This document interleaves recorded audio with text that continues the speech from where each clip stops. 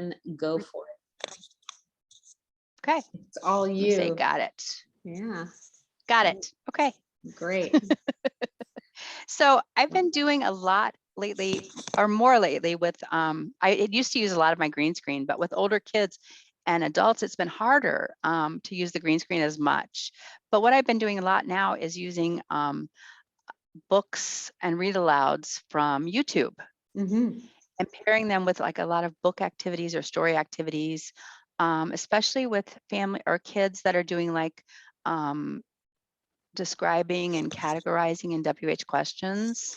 I've been using the Read Aloud books, especially some of the themed books with different like fall or Halloween and things, and going back and stopping in the reading through the story once, and then going back through the story a second time and stopping it and asking questions and asking them to use describing words for the characters, or asking questions about the characters, or talking about the sequence of the story, and pulling apart the stories and doing some of the, the comprehension kind of parts of the story, and to build vocabulary, to build, those adjectives, and to build those sentence structures, and to build, more comprehension of the story, and just trying to help parents see how to pull apart stories that they're reading with their kids, and not to do so much, hey, we've got to read 3 or 4 books at a time, but to teach them how to read a story and actually read the story and go through it several times, and not just to read it for one time reading, but read it over and over again to get more out of it, and to teach the language parts of the story. And it's been really helpful because I've been encouraging parents to do that more. So, and that's been helping.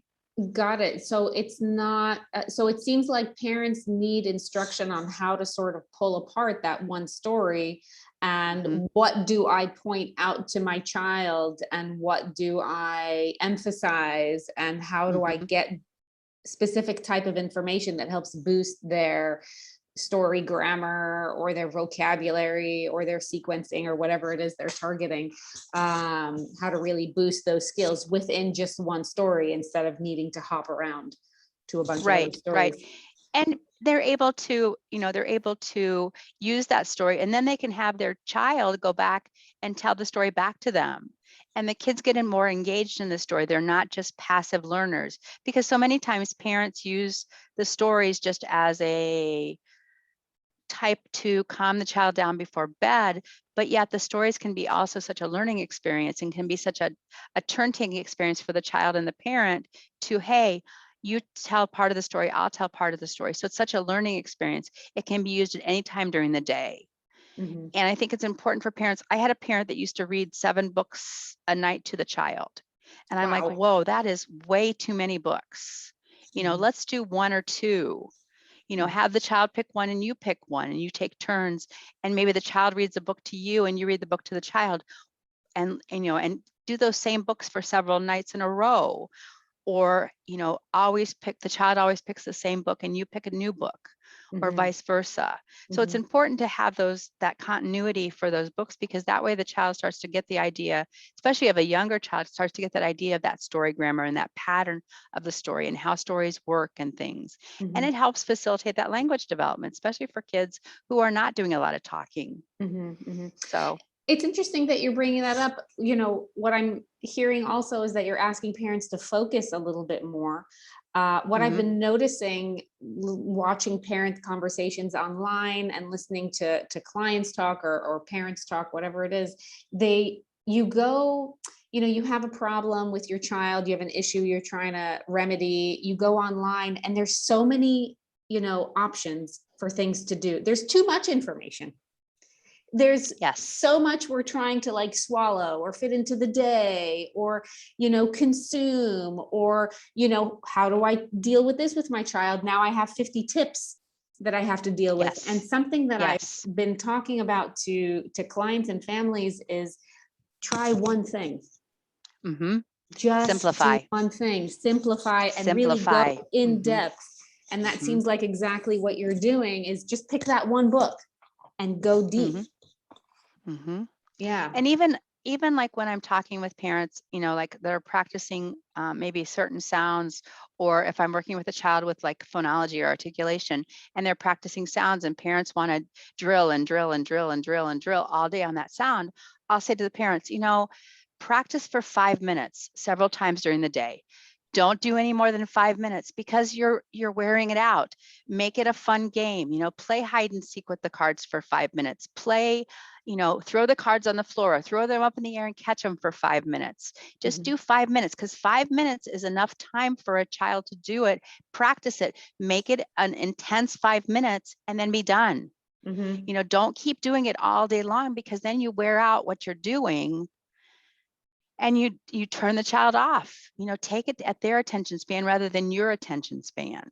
And that's what I think parents forget, that the kids have a short attention span, and the more they try and put in there, it's like they try to overload their kids, and they try to give them so much, and we want to keep it simple.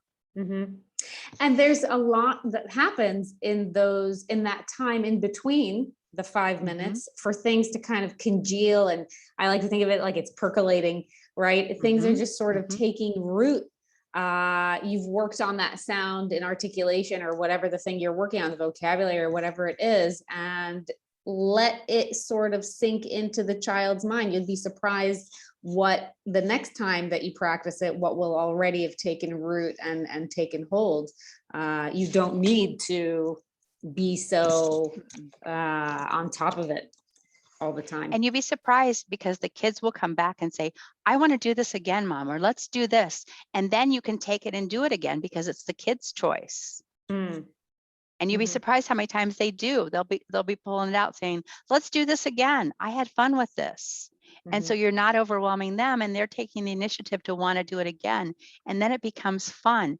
And then you don't have to be the bad guy saying, we need to practice your speech. They're saying, I want to play with my cards again. So you're doing a lot of fun with it. Yeah, you're doing a lot of parent coaching also, in the sense of not, this is how you teach a certain sound or whatever, but you're kind of talking more about how to interact with the child, and how to teach, and how to not overwhelm the child, or whatever it is. You're doing a lot of that also. Yeah, that's amazing. And so many parents are sometimes afraid to make a mistake, and afraid that they're going to do something wrong with their child, because they know their child already has these delays, and they're afraid of whatever they're going to do is going to hurt their child even more. And I have to reassure them and say, you know what you're going to do is not going to do it. You're not doing anything wrong. And what you've already done is you haven't done anything wrong to cause these delays. You're doing all the things you need to do. This is just something within your child. And that's really important to emphasize with parents, because they haven't done anything wrong. This is just within their child. That probably is a big release for them to hear that. I think it is. I think it is. Yeah. I think it is.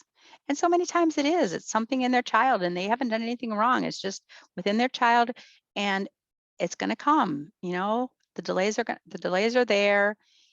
They're going to get, especially for children who have the phonological delays or the language delays, the delays are going to come. Their language skills are going to come. They're going to come on their time as we do more interventions and things, and they're just going to come. And then they tell me, Sandra, please turn off my child. Please make them stop talking. Be careful what you wish for. I know, that's why I said, be careful what you wish for. You asked for it, Yeah. And that's when you say, I'm out. That's it. I've done my job. Once you've complained about that as a parent, your work is done here. Yep. Exactly. That's what I love to hear. I'm like, yep, I'm sorry I did that, but I think we're done now. So yeah. Wonderful. So okay. Thank you so much, Sandra. I really appreciate it. You're welcome. Yeah. You're welcome. Think these are great tips. And I think it's really important for parents to hear this, also from somebody who's so experienced as you. It's really, it helps. I love my kids. I love working with kids. I love working with parents. That's the one thing I really enjoy too. Yeah. I think parents don't always get the credit that they need to get for what they do. So it's the hardest job in the world. It is. Yeah, it is. So Wonderful. Okay, okay, thank you so much, Sandra. you're welcome. I'm gonna stop.